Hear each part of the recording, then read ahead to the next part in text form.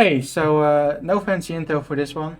hatebi doesn't really talk, so we did the interview and she wrote in my DMs her answers, and I'm just going to use text-to-speech to read out the answers, so this interview can still be enjoyed without having to worry about needing the screen. And you can just keep it in the background if that's what you so desire. Enjoy!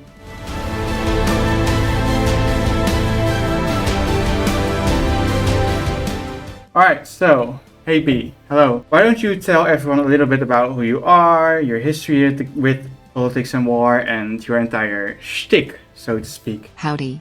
I'm hatebi, local nuke enthusiast and two-time winner of Orbiz's most prestigious award, Best War Criminal.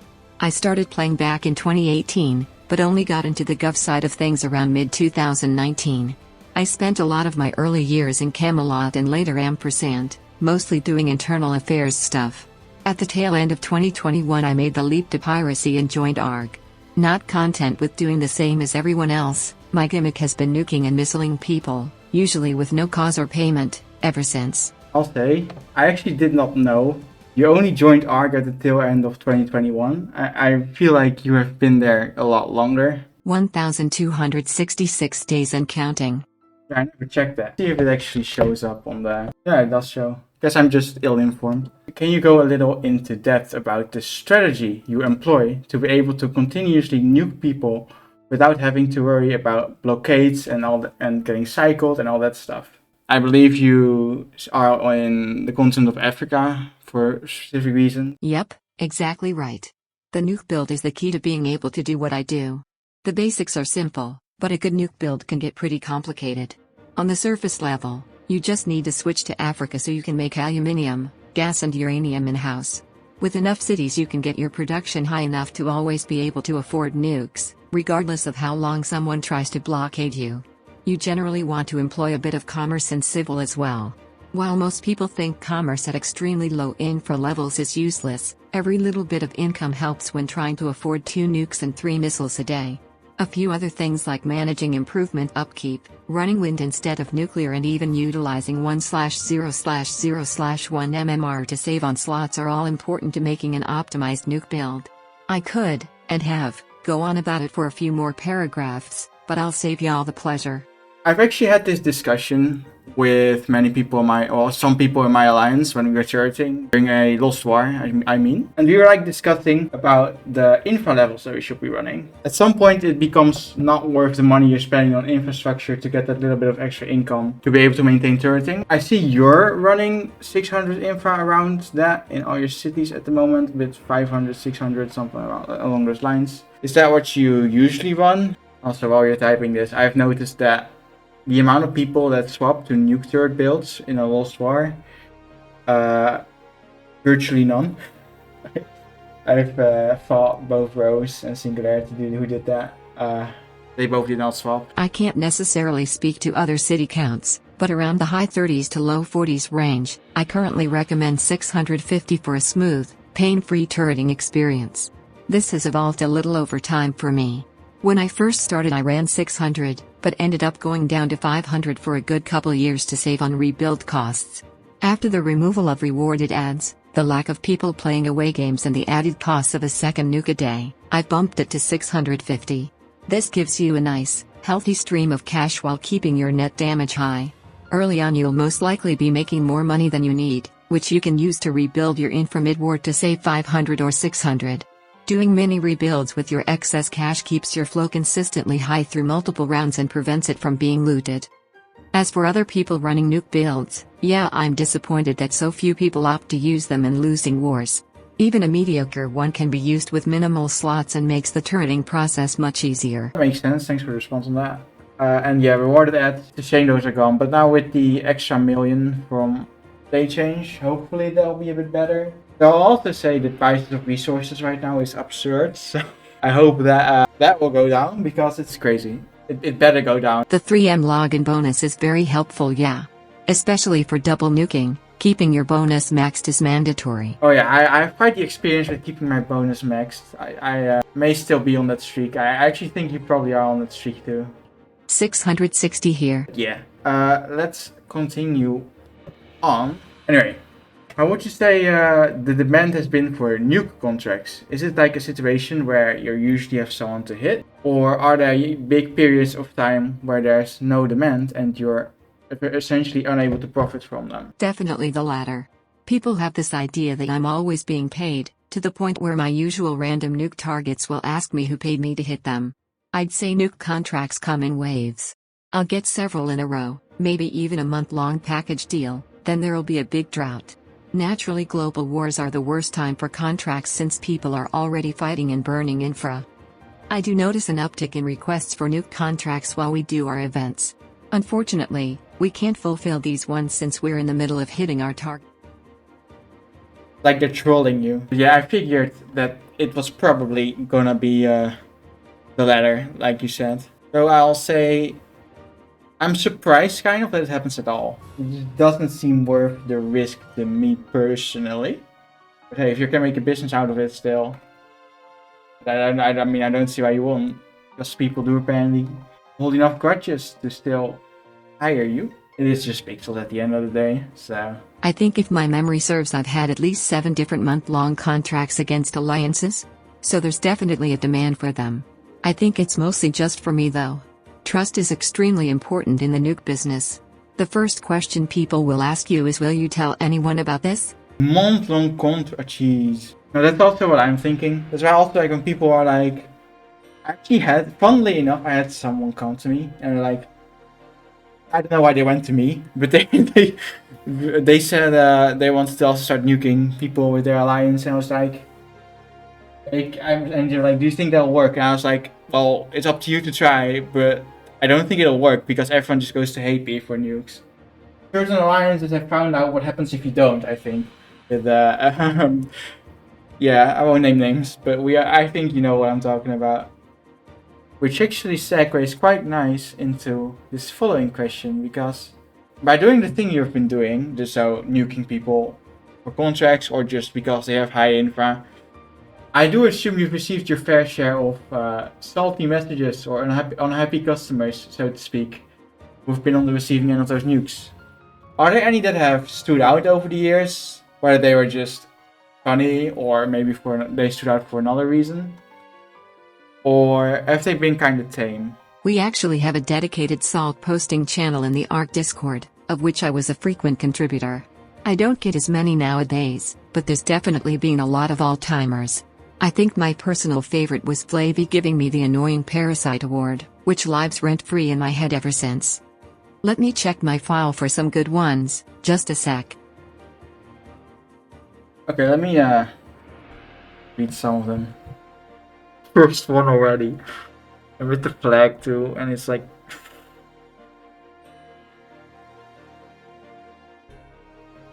Oh, not the embargo. Oh, I love these so much. Oh, this is a good laugh. These can be included. There's definitely some good ones. I'll see what I need to censor and what I don't. We can switch over a little bit to R. So you've been in arrgh for a while, and you said that you're planning to retire soon. So I was just kind of wondering how you would describe your experience helping lead that alliance. Enjoyed it over the years and the things you've been doing, because arrgh is a bit more independent than most alliance. I'd assume there's not as much you would have to do, nearly as much as like if you're a part of a more, well, coherent political entity, to say. It's been a journey. At first, I'd say it was a pretty difficult experience. The gov at the time was very rooted in tradition, and being a former farmer with a weird nuke gimmick coming into their house, I sorta had to battle to get any changes done. The first great battle was over an academy system. We didn't have one at the time, and I figured we needed a better way to onboard new raiders. It took maybe a month straight of arguing and debates to get it implemented. Don't even get me started on the pirate code revision, which took upwards of a third of a year. There were other things, like moderation and general internals, but over time these got ironed out. Since the Wheel of Misfortune, we've all been on the same page. There's much less arguing and bickering than when I first joined. We've been able to do a whole lot of cool stuff, from holding journalists hostage to some of the biggest community events in the game's history. One of the hardest things for me with the gov retirement is definitely going to be leaving my gang behind, but at the same time I'm really looking forward to what they'll come up with without me. Well, I feel like most people have kind of seen arrgh as this just lose alliance. I actually didn't know you had much of an academy system. But that actually is quite a nice segue into this this next question. Because do you have any advice for new players wanting to join ARC to go raiding or do their own nuke turreting thing if they want?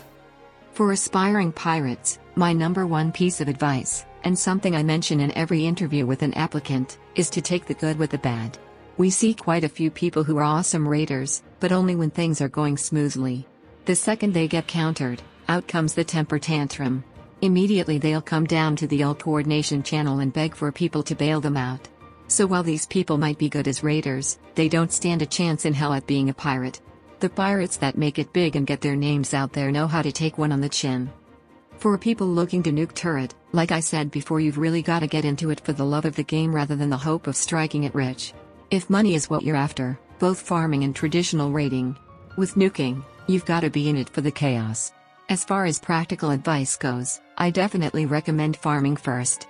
It'll let you get a solid city count, loads of projects, turreting benefits from a lot more than you'd think, and a high starting infra for your first nuke build. I've always seen raiding as being significantly better than farming if you do it right, but it does require a lot of knowledge, well, a decent amount of knowledge. Because there's people that are making like 500 mils a week, like a very low city count. Even gets better at C20 if you're in like in the raiding alliance.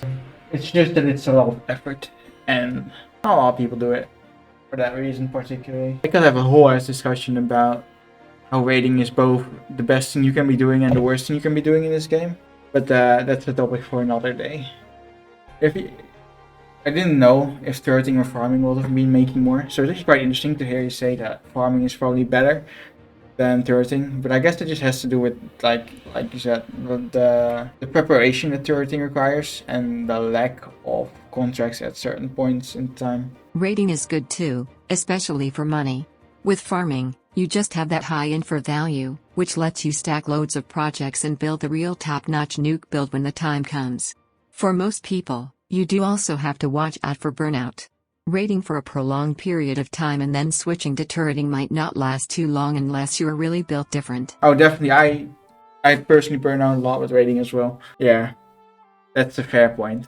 So there's one more topic I want to talk about specifically, and that is that you're in the middle of nuking Boonism and TFP, also known as the Fighting Pacifists, due to them losing the nuking event that you hosted.